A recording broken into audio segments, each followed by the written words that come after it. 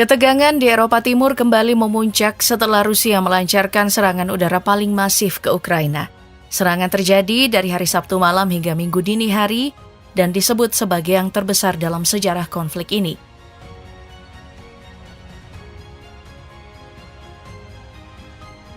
Sejak invasi skala penuh dimulai pada Februari 2022.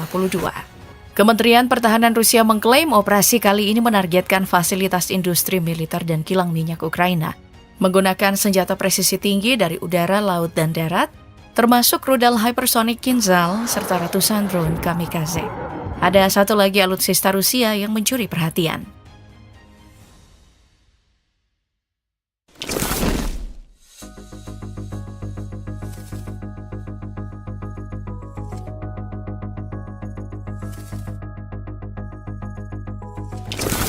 Salah satu inovasi yang menonjol adalah drone FPV yang dikenal dengan nama Knyaz Vandal Novgorodovsky atau KVN yang digunakan oleh pasukan Rusia. Belakangan ini drone KVN berhasil melancarkan serangan terarah terhadap kendaraan lapis baja Ukraina di daerah Konstantinovka, Donetsk. Serangan tersebut membuktikan kemampuan drone ini untuk menembus pertahanan lawan dan menyebabkan kerusakan besar. Keistimewaan KVN terletak pada sistem komunikasi kabel serat optik antara operator dan drone yang membuatnya sangat sulit disadap atau diganggu oleh sistem elektronik musuh. James Patton Rogers dari Brookstead Policy Institute menegaskan bahwa teknologi ini menjadikan KVN hampir tak terdeteksi oleh intelijen lawan. Selain komunikasi yang aman, tingkat presisi drone KVN sangatlah tinggi, mencapai 95%. Jauh lebih unggul dibandingkan drone FPV biasa yang hanya sekitar 20%. Hal ini menjadikannya senjata yang sangat efektif dalam misi militer Rusia. Drone ini juga dilengkapi kamera termal sehingga tetap bisa beroperasi dengan efektif saat malam hari. Kemampuannya untuk membawa berbagai jenis muatan, mulai dari bahan peledak hingga peluru anti-tank PG-7V, memungkinkannya untuk menghancurkan berbagai sasaran seperti kendaraan lapis baja dan instansi militer selama konflik berlangsung.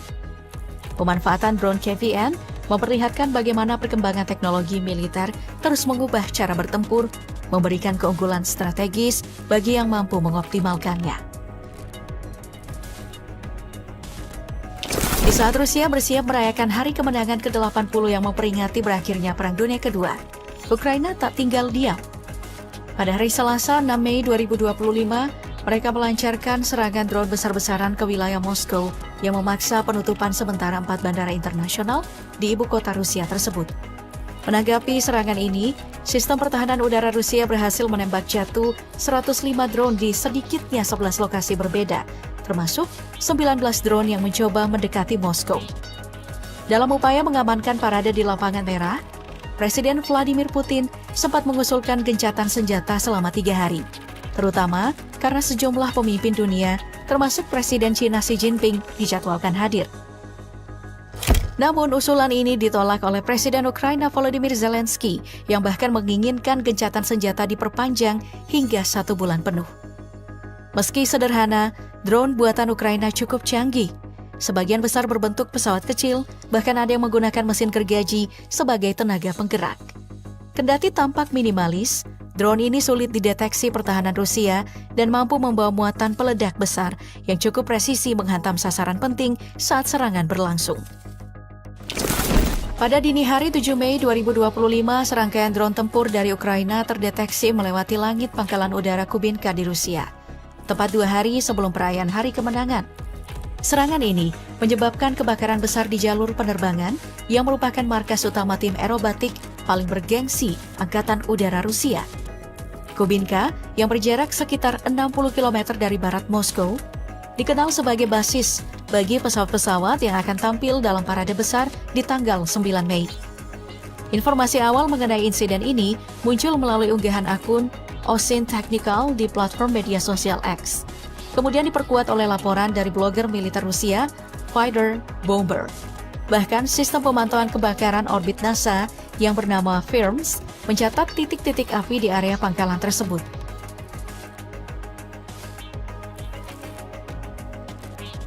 Kubinka bukan sekadar pangkalan militer biasa. Tempat ini menjadi markas utama bagi tim aerobatik elit Rusia seperti Swift yang mengoperasikan MiG-29 dan Russian Knight dengan Su-30SM serta Su-35S. Kedua tim ini dikenal tidak hanya karena kemampuan manuver udara presisi mereka, tetapi juga atraksi spektakuler mereka yang meninggalkan jejak kondensasi warna-warni di langit. Pertunjukan yang disaksikan jutaan orang setiap tahun saat parade Hari Kemenangan sebagai simbol kebanggaan dan kecanggihan teknologi militer Rusia. Tak lama setelah Moskow dihantam serangan drone Ukraina, Rusia membalas dengan serangan udara ke beberapa wilayah di Ukraina. Di Kharkiv, serangan drone terjadi pada malam hari dan dilaporkan oleh wali kota Igor Terekov yang menyebut sedikitnya 12 lokasi terkena dampak dalam waktu 1 malam. Serangan ini menyebabkan kerusakan pada bangunan tempat tinggal, infrastruktur sipil, serta kendaraan. Gubernur Kharkiv, Oleh Sinihubov, menyatakan bahwa kerusakan yang ditimbulkan sangatlah luas dan memprihatinkan. Kota Odessa juga menjadi sasaran serangan drone Rusia, di mana seorang warga dilaporkan meninggal dunia akibat hantaman tersebut, menurut konfirmasi dari Gubernur Oleh Kiper. Kharkiv memang sering menjadi target utama serangan udara Rusia sepanjang konflik ini. Contohnya, serangan drone tanggal 4 Mei lalu menyebabkan 47 orang mengalami luka-luka. Menurut kantor Kejaksaan Kharkiv, Rusia menggunakan drone dengan muatan hulu ledak termobarik, jenis amunisi yang menghasilkan gelombang ledakan dahsyat dan semburan asap panas yang menghancurkan area sekitarnya. Penggunaan senjata semacam ini dianggap sebagai pelanggaran hukum humaniter internasional. Demikian pernyataan dari jaksa setempat.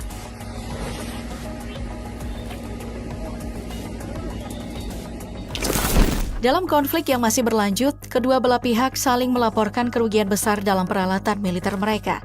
Kementerian Pertahanan Rusia menyatakan bahwa Ukraina telah kehilangan hingga 662 pesawat, lebih dari 23.000 kendaraan lapis baja, 283 helikopter, 24.514 unit artileri dan mortir, serta 35.059 kendaraan pendukung sejak perang dimulai.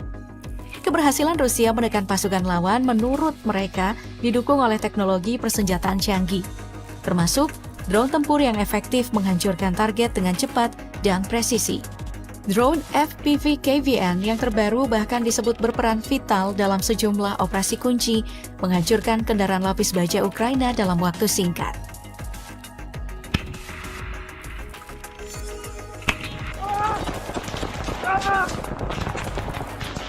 Di sisi lain, Ukraina juga tidak tinggal diam.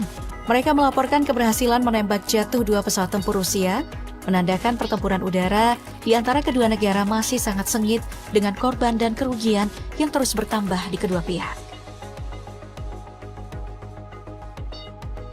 Di sisi lain, Ukraina juga melaporkan keberhasilan mereka dalam menjatuhkan 2 jet tempur Rusia berkat inovasi drone laut Magura 7. Melalui operasi yang digagas Direktorat Intelijen Pertahanan Ukraina atau GUR, 2 unit Su-30 Flanker milik Rusia dilumpuhkan dengan rudal udara ke udara AIM-9 Sidewinder berpemandu inframerah yang diluncurkan langsung dari kapal nirawak Magura 7. Kabar tersebut semakin santer setelah Presiden Volodymyr Zelensky secara terbuka mengumumkan bahwa militer Ukraina berhasil menembak jatuh jet tempur Rusia kedua dalam 1 hari dengan menggunakan pesawat tak berawak laut. Tidak hanya itu, pihak intelijen Ukraina menambahkan bahwa pada Desember tahun lalu mereka sukses menghancurkan 2 helikopter Rusia untuk pertama kalinya di dunia dengan rudal yang dibawa oleh drone Magura V5. Konflik antara Rusia dan Ukraina telah menunjukkan bagaimana perang modern kini tak lagi hanya mengandalkan jumlah pasukan atau senjata berat di darat. Persaingan teknologi, terutama penggunaan drone, baik di udara, darat, maupun laut, telah mengubah wajah pertempuran. Setiap inovasi baru memunculkan babak baru dalam pertarungan, di mana strategi, kecanggihan teknologi, dan keberanian menjadi penentu hasil akhir. Namun, di balik setiap klaim kemenangan, selalu ada korban dan kehancuran yang harus dibayar. Selama belum ada titik temu untuk perdamaian, kedua negara kemungkinan besar akan terus beradu inovasi di medan laga. Satu hal yang pasti, dunia akan terus menyaksikan siapa yang mampu bertahan di tengah eskalasi perang teknologi yang makin tak terduga.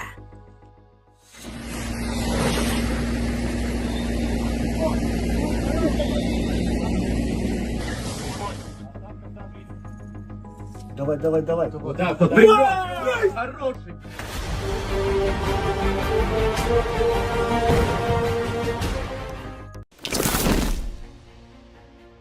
Ukraina membalas dengan mengaktifkan sistem pertahanan udara dan berhasil menjatuhkan sebagian besar dari total 477 drone dan 60 rudal yang ditembakkan. Namun sejumlah infrastruktur penting tetap hancur, termasuk fasilitas energi dan pendidikan. Seorang anak terluka dalam ledakan di kota Smila, dan 5 warga lainnya juga mengalami luka-luka. Presiden Volodymyr Zelensky mengonfirmasi serangan itu lewat unggahan di Telegram dan menyebut bahwa Ukraina kehilangan 1 jet tempur F-16 dalam upaya menahan gempuran Rusia.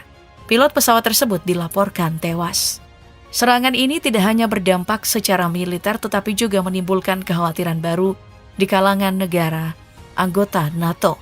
Polandia pun segera mengerahkan jet tempur dan mengaktifkan sistem pertahanan udaranya dengan status siaga tertinggi. Meski tidak ada pelanggaran wilayah udara NATO, langkah antisipatif dilakukan guna mencegah eskalasi lintas batas yang bisa memicu respon kolektif.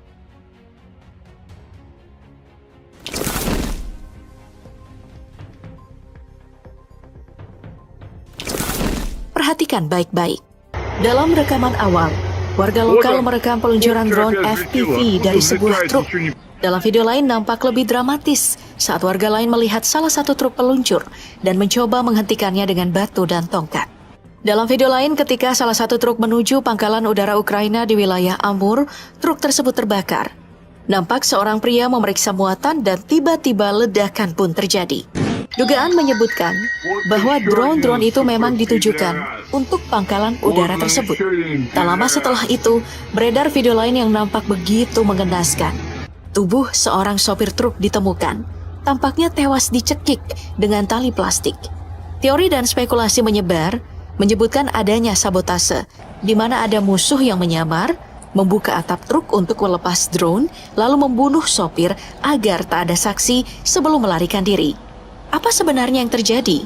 Tonton sampai detik terakhir agar Anda paham bahwa dalam perang ada sesuatu yang lebih keji, melebihi hilangnya nyawa orang-orang tak berdosa. Apa itu?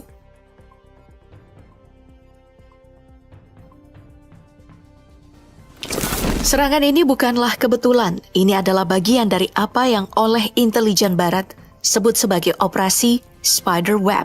Tidak. Ini bukan film Marvel, tapi sebuah jaringan serangan sistematis yang dirancang untuk melumpuhkan kekuatan udara Rusia dari dalam. Taktiknya mengkombinasikan drone jarak jauh, sabotase darat, dan penyusupan teknologi barat. Hasilnya, dalam waktu kurang dari 72 jam, puluhan pesawat pembom Rusia seketika hangus menjadi bangkai. Tapi bagaimana mungkin ini dijalankan saat kekuatan Rusia masih terbilang sangat kuat? Kuncinya adalah melakukan penyusupan, menyesuaikan tren perang modern hari ini. Penyusupan tidak dilakukan oleh prajurit organik, tapi dengan teknologi dan medium paling efisien hari ini, drone. Tapi jangan salah, operasi ini tidak dilakukan oleh satu drone atau satu serangan saja. Para analis militer Eropa menggambarkan operasi serangan terkoordinasi terhadap aset udara strategis Rusia ini serupa jaring laba-laba. Serangan ini membidik titik-titik vital dalam struktur udara Moskow, yakni pangkalan-pangkalan pembom jarak jauh yang menjadi tulang punggung ancaman nuklir Rusia. Operasi canggih ini bertumpu pada penyusupan dan plausible deniability. Drone-drone bukan diluncurkan dari Ukraina, melainkan dari titik-titik di dalam Rusia sendiri. Rumornya, drone-drone ini dioperasikan oleh sel-sel sabotase yang terlatih dan beroperasi secara otonom. Mereka menyembunyikan drone-drone ini ke truk, menyelundupkannya ke tempat-tempat sedekat mungkin dengan target.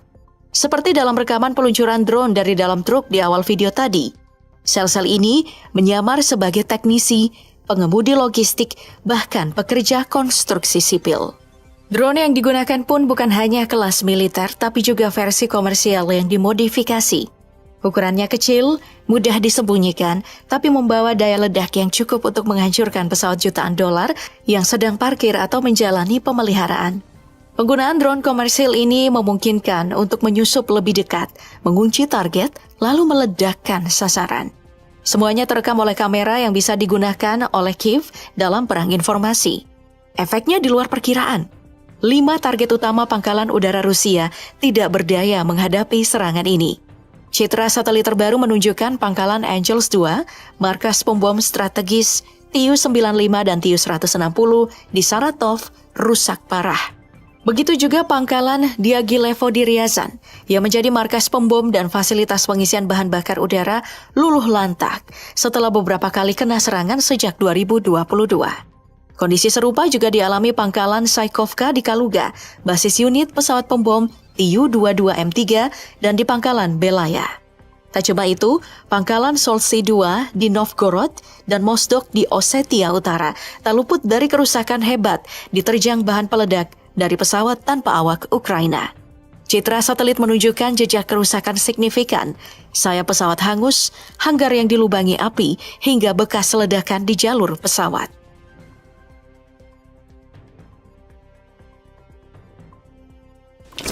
Dengan postur dan kekuatan militer raksasa, Rusia tentu tidak diam. Mereka pun melancarkan serangan drone balasan yang terbesar sejak tahun 2022 dengan menargetkan fasilitas militer maupun sipil Ukraina. Tercatat, ada 367 drone dan rudal ke berbagai kota di Ukraina, termasuk Kiev, Mykolaiv, dan Ternopil. Serangan ini langsung merusak fasilitas sipil, juga menewaskan sedikitnya 12 orang. Ironisnya, serangan ini justru dilakukan di tengah-tengah pembicaraan damai kedua negara. Dan yang lebih mengkhawatirkan, Rusia juga menggertak Ukraina dan Barat saat Putin memerintahkan latihan penggunaan senjata nuklir taktis di dekat perbatasan Ukraina sebagai respon terhadap apa yang disebutnya sebagai ancaman provokatif dari Barat. Putin pun bahkan masih percaya diri dengan menyatakan bahwa Rusia memiliki kekuatan dan sumber daya yang cukup untuk menyelesaikan operasi militer di Ukraina tanpa perlu menggunakan senjata nuklir. Namun tidak menutup kemungkinan penggunaannya jika situasi memburuk. Respon dan retorika Rusia menunjukkan kecenderungan menuju eskalasi militer yang lebih luas dan masif. Bahkan, Rusia sudah mempertimbangkan penggunaan nuklir taktis sebagai salah satu opsi di kemudian hari.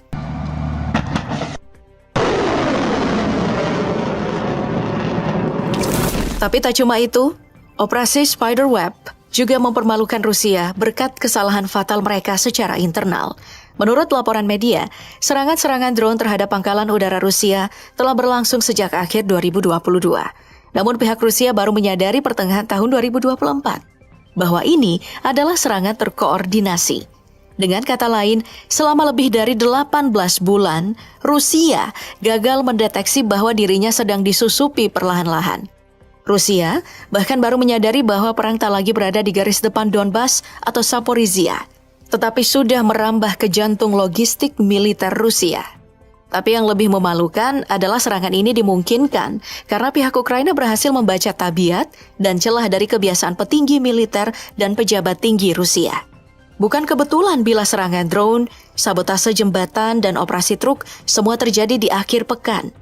Sebagian besar pejabat dan komandan Rusia hilang dari tugas setiap akhir pekan. Weekend. Di musim panas nih, mereka plesir ke villa-villa Dhaka mereka, jauh dari tanggung jawabnya. Negara Rusia adalah mesin lamban dan kaku. Semua orang tahu bahwa akhir pekan tidak ada yang benar-benar bekerja. Ukraina pun memanfaatkan celah tersebut dengan dukungan penuh dari aset NATO dan Amerika Serikat untuk menghancurkan Rusia di titik terlemahnya.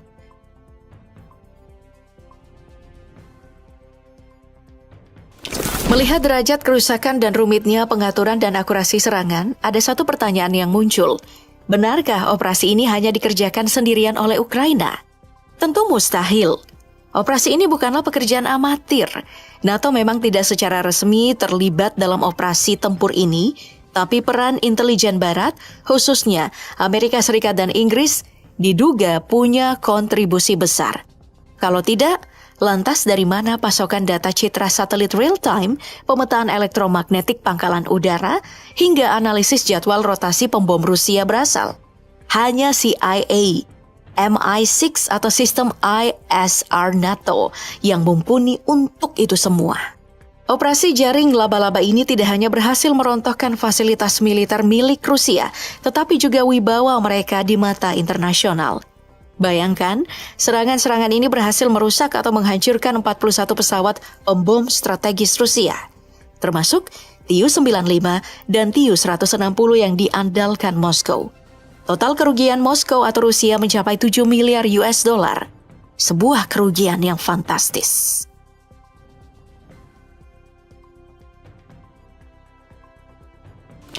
Operasi Spiderweb ini atau jaring laba-laba menunjukkan dua hal penting. Pertama, sebagai bukti kecakapan Ukraina dan pihak Barat dalam menghadapi raksasa militer seperti Rusia. Dengan bantuan logistik dari NATO dan Amerika Serikat, Ukraina berhasil menembus sistem pertahanan Rusia, bahkan melumpuhkannya.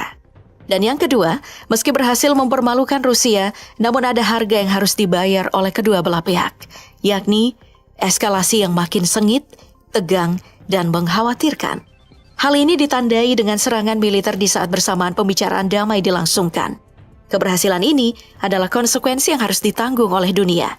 Mengingat gertakan Rusia menggunakan nuklir taktis bisa saja menjadi kenyataan. Bila terjadi seperti itu, kita tentu sudah bisa menebak seperti apa dunia ke depan.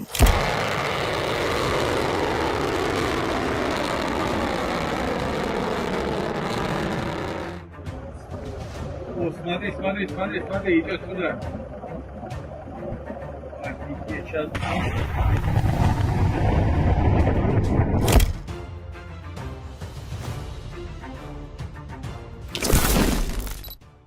Keberhasilan operasi jaring laba-laba menjadi sumber kebanggaan besar dari Ukraina.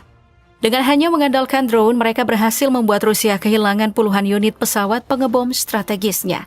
Ini bukan serangan sembarangan, melainkan sinyal bahwa pertahanan dalam Rusia bisa ditembus secara sistematis. Ukraina bahkan memperkirakan bahwa bila Rusia ingin memulihkan seluruh armada pengebom yang rusak, prosesnya akan memakan waktu sangat lama. Kerugian finansial yang ditaksir mencapai 5,2 miliar pound sterling atau sekitar 7 miliar dolar Amerika Serikat. Presiden Volodymyr Zelensky pun tak menyembunyikan rasa bangganya. Melalui platform media sosial X, ia membeberkan detail operasi ini dan menyebut bahwa keberhasilan ini adalah buah dari rencana yang telah ia siapkan selama 1,5 tahun. Bagi Zelensky, ini bukan hanya soal strategi militer, tapi juga pembuktian bahwa Ukraina mampu menyerang balik hingga ke jantung Rusia. Namun di balik keberhasilan itu ada satu catatan penting, lemahnya keamanan internal Rusia. Operasi ini menunjukkan bahwa Rusia tidak siap menghadapi serangan sedalam ini, apalagi hanya dengan armada drone. Ukraina sendiri sebelumnya berharap bisa menggunakan rudal jarak jauh Storm Shadow dari Inggris untuk menyerang ke wilayah yang lebih dalam. Namun hingga kini, izin penggunaan rudal tersebut masih belum diberikan oleh London. Artinya, apa yang dicapai Ukraina saat ini murni dilakukan tanpa bantuan persenjataan paling mematikan dari Barat. Dan itu justru membuat serangan ini semakin mengejutkan.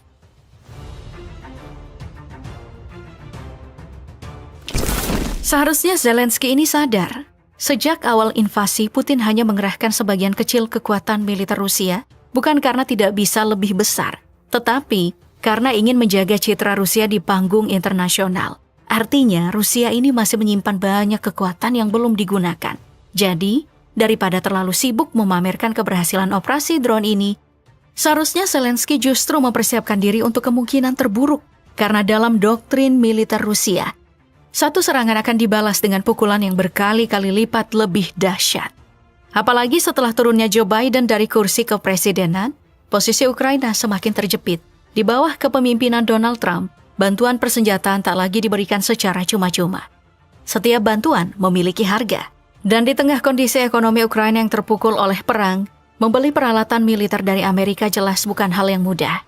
Yang lebih menyedihkan, alih-alih mendukung Ukraina, Presiden Trump justru mempererat hubungan dengan Rusia dan mendorong Ukraina untuk menerima kesepakatan damai meski jelas tidak menguntungkan. Lantas, kemana lagi Ukraina bisa berlindung saat Rusia melancarkan balas dendam terbesarnya dalam sejarah konflik ini? Satu-satunya harapan yang tersisa kini hanya Uni Eropa. NATO, mereka tetap mendukung, tapi hanya dari balik layar demi menghindari resiko jadi sasaran balas dendam Moskow. Maka bagi Presiden Zelensky tidak ada pilihan lain selain bersiaga penuh. Karena bila hari pembalasan itu tiba, Satu-satunya yang bisa dilakukan adalah menekan kerusakan serendah mungkin dan berharap Ukraina masih mampu bertahan.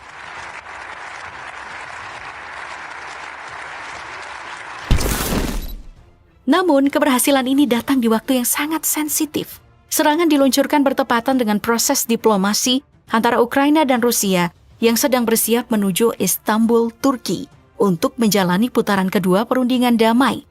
Langkah Ukraina meluncurkan serangan drone besar-besaran di saat seperti ini bisa jadi dianggap sebagai pengkhianatan terhadap upaya perdamaian. Akibatnya, bukan tidak mungkin serangan ini tak hanya menggagalkan perundingan tapi juga menyulut kemarahan penuh dari Moskow. Jika itu terjadi, Ukraina harus siap menghadapi gelombang balasan yang jauh lebih besar dari sebelumnya. Mungkin hari ini Presiden Zelensky bisa merayakan kemenangannya atas keberhasilan ratusan drone yang berhasil menghancurkan 40 unit pesawat pengebom milik Rusia. Tapi pertanyaannya, apakah ia masih bisa merayakan kemenangan itu jika Rusia benar-benar melancarkan serangan balasan ke Kiev? Jika melihat pola-pola sebelumnya, Rusia nyaris selalu membalas dengan kekuatan berkali lipat. Dan bila kali ini Presiden Vladimir Putin memutuskan untuk turun tangan langsung, Ukraina mungkin harus bersiap menghadapi gelombang serangan yang jauh lebih besar dari sebelumnya. Rumor yang beredar belakangan ini semakin mengkhawatirkan. Disebutkan bahwa Rusia tengah mempersiapkan serangan balasan dalam skala yang belum pernah terjadi sebelumnya dengan melibatkan pasukan nuklirnya. Kabarnya, unit-unit peluncur nuklir sudah dalam status siaga penuh, hanya menunggu instruksi langsung dari Presiden Vladimir Putin.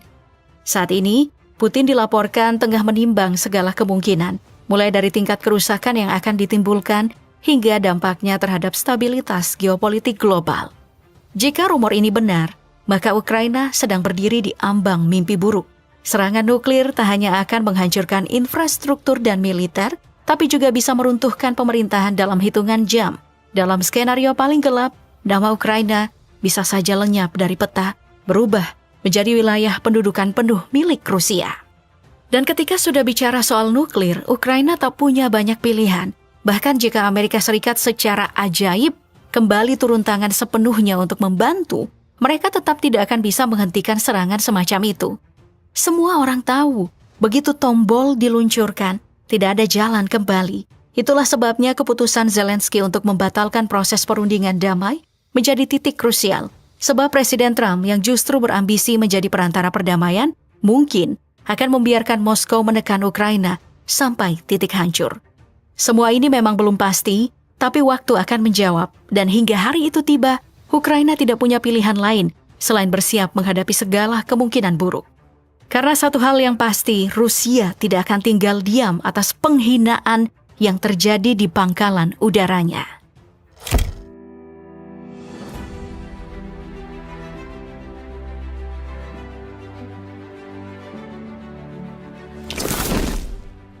Namun tak lama setelah Ukraina melancarkan serangan drone ke wilayah Rusia, Moskow bereaksi dengan cara yang brutal. Serangan balasan pun diluncurkan secara masif. Sabtu dini hari 7 Juni 2025, Rusia menargetkan berbagai wilayah secara simultan dalam gelombang serangan udara dan drone. Kali ini, kota Kharkiv menjadi pusat kehancuran. Lebih dari 40 ledakan mengguncang kota terbesar kedua di Ukraina itu. Menurut pernyataan wali kota, Igor Terekov, rudal, bom udara berpemandu, dan drone dikerahkan secara bersamaan, menimbulkan kebakaran besar dan kehancuran luas di distrik Osnoviansky dan Kivsky. 3 orang tewas, termasuk 2 di sebuah blok apartemen dan 1 di sebuah rumah penduduk. Lebih dari 13 orang terluka, termasuk seorang remaja dan bayi berusia 1,5 bulan. Tak hanya Kharkiv, serangan besar juga melanda wilayah lain seperti Kiev, Lviv, Volyn, Ternopil, Sumy, dan Poltava. Totalnya lebih dari 400 drone dan 40 rudal digunakan dalam satu hari, termasuk rudal balistik. Presiden Zelensky menyebut ini sebagai salah satu serangan terbesar sepanjang perang yang telah berlangsung 3 tahun. Ia mengonfirmasi 3 petugas layanan darurat gugur saat bertugas dan menegaskan bahwa Rusia terus menargetkan kehidupan sipil sebagai bentuk teror. Di tengah kehancuran, Ukraina mendesak Amerika, Eropa, dan komunitas internasional untuk mengambil tindakan tegas. Jika dunia terus diam, maka diam itu berarti terlibat dalam kejahatan, tegas Zelensky. Rusia menurutnya harus bertanggung jawab. Skandal terbaru yang mencuat antara Rusia dan Ukraina bukan sekadar perang propaganda, tetapi menyentuh ranah kemanusiaan paling kelam. Ribuan jenazah tentara Ukraina yang ditolak untuk diambil kembali oleh pemerintahannya sendiri. Pada 8 Juni 2025, Rusia secara resmi mengumumkan bahwa ada lebih dari 6.000 jasad tentara Ukraina masih berada dalam penguasaan mereka. Namun menurut klaim Moskow, Kiev menolak menjemput mereka. Mengapa? Analis militer Rusia Viktor Litovkin menuding bahwa rezim Kiev dengan sengaja menolak mengidentifikasi korban agar tak perlu membayar kompensasi kepada keluarga yang ditinggalkan. Tak ada tubuh, tak ada uang katanya. Tindakan ini lanjutnya mengindikasikan korupsi sistemik di mana dana kompensasi yang seharusnya untuk para keluarga prajurit justru diduga telah dibelanjakan untuk hal-hal lain. Pernyataan mengejutkan juga datang dari Vladimir Medinsky, kepala delegasi Rusia dalam pembicaraan bilateral, yang menyebut bahwa Ukraina tidak memiliki satupun jasa tentara Rusia yang bisa ditukar berdasarkan formula 6.000 banding 6.000. Dan ini menunjukkan ketimpangan besar dalam pertukaran. Litovkin bahkan menyebutkan bahwa tindakan ini selaras dengan ideologi ultranasionalis Ukraina atau Banda Right Extreme mengabaikan pejuang sendiri demi narasi kemenangan semu. Di sisi lain, Presiden Zelensky tetap mempertahankan angka korban resmi hanya 30.000 sampai 40.000 jiwa. Jauh dari yang dilaporkan oleh pihak Rusia demi menjaga moral dan legitimasi di dalam negeri. Skandal ini tidak hanya mengungkap kemungkinan korupsi dalam pemerintahan Ukraina, tetapi juga membuka celah besar dalam kepercayaan publik terhadap rezimnya sendiri. Kini, dunia menantikan apakah tekanan dari Barat akan cukup kuat untuk memaksa Kiev mengakui kenyataan pahit ini dan menghormati para pejuangnya yang gugur. NATO pun mulai bersuara dan skenario keterlibatan langsung pun kini semakin terbuka. Dunia sempat dikejutkan oleh pernyataan keras dari Menteri Luar Negeri Rusia, Sergei Lavrov, yang menuding Inggris terlibat langsung membantu Ukraina dalam serangan teroris terhadap wilayah Rusia. Lavrov memperingatkan bahwa risiko terorisme meningkat dan Rusia akan melakukan segala cara untuk melindungi warganya. Situasi ini menempatkan NATO dalam posisi genting. Sekretaris Jenderal NATO yang baru, Mark Rutte, dalam pidatonya di Chatham House, London, menegaskan bahwa aliansi perlu meningkatkan sistem pertahanan udara dan rudal sebesar 40%. Ia menegaskan bahwa Rusia tidak hanya menebar teror di Ukraina, tetapi juga menciptakan atmosfer ancaman bagi Eropa. Rutte bahkan mendorong agar anggaran pertahanan negara-negara anggota ditingkatkan hingga total 5% dari PDB, sejalan dengan tuntutan Amerika Serikat. Puncak ketegangan diperkirakan akan terjadi dalam KTT NATO di Den Haag akhir Juni ini. Di sana, keputusan strategis akan diambil apakah NATO akan tetap menjadi aliansi bertahan atau mulai membuka kemungkinan intervensi militer langsung. Satu hal yang pasti, persiapan ke arah konflik skala penuh kini bukan lagi teori, tetapi sudah resmi dibahas dan diagendakan. Proses negosiasi damai antara Rusia dan Ukraina yang berlangsung di Istanbul pada 16 Mei 2025 memang berakhir tanpa adanya kesepakatan gencatan senjata. Meskipun ini merupakan dialog langsung pertama dalam 3 tahun terakhir, kedua pihak tetap bersikeras pada posisi masing-masing. Delegasi Ukraina menyatakan kesiapan untuk menyepakati gencatan senjata segera. Namun, Rusia datang dengan mandat terbatas dan menolak usulan tersebut tanpa syarat. Rusia menentukan Ukraina menarik pasukannya dari 4 wilayah yang diklaim, yakni Luhansk, Donetsk, Zaporizhia, dan Kherson. Ini adalah syarat yang dinilai tidak masuk akal oleh Amerika Serikat dan sekutunya. Wakil Presiden Amerika Serikat J.D. Vance dan Menteri Luar Negeri Amerika Serikat Marco Rubio menyebut tuntutan itu sebagai batu sandungan utama. Sementara Presiden Donald Trump bahkan menyatakan bahwa tak akan ada kemajuan berarti tanpa pertemuan langsung antara dirinya dan Presiden Putin. Meski hasilnya tampak buntu, ada secerca harapan. Kesepakatan awal mengenai pertukaran 1.000 tahanan dari masing-masing pihak. Namun secara keseluruhan, proses ini lebih menampilkan ketegangan diplomatik daripada langkah konkret menuju perdamaian. Presiden Zelensky menolak tuntutan Moskow yang dianggap sebagai ultimatum lama, bahkan mengusulkan pertemuan tiga pihak antara dirinya, Putin, dan Trump. Jika situasi makin memanas, konflik bisa meluas, karena Rusia menganggap perang ini sangat penting untuk kelangsungan negaranya. Tapi kalau ada peluang untuk meredakan ketegangan, ini tergantung lagi pada tiga hal. Apakah Putin bersedia mengalah? Lalu apakah Trump mau aktif menjadi penengah? Dan apakah tekanan dari dunia internasional tetap kuat? Tanpa semua itu, perundingan di Istanbul mungkin hanya akan jadi satu bagian dari kebuntuan yang panjang. Di medan darat, Rusia dilaporkan terus memperluas wilayah kekuasaannya di Ukraina. Desa Dakne di wilayah Dnipropetrovsk jatuh ke tangan pasukan Rusia, mempertegas klaim Moskow yang sebelumnya sudah menguasai hampir seluruh wilayah Luhansk dan sebagian besar wilayah di Donetsk, Kherson, Zaporizhia, hingga Sumy. Peta konflik terbaru menunjukkan Rusia telah menguasai lebih dari 113.000 km persegi wilayah Ukraina. Di tengah eskalasi ini, Presiden Rusia Vladimir Putin dan Presiden Prancis Emmanuel Macron melakukan pembicaraan selama 2 jam melalui sambungan telepon.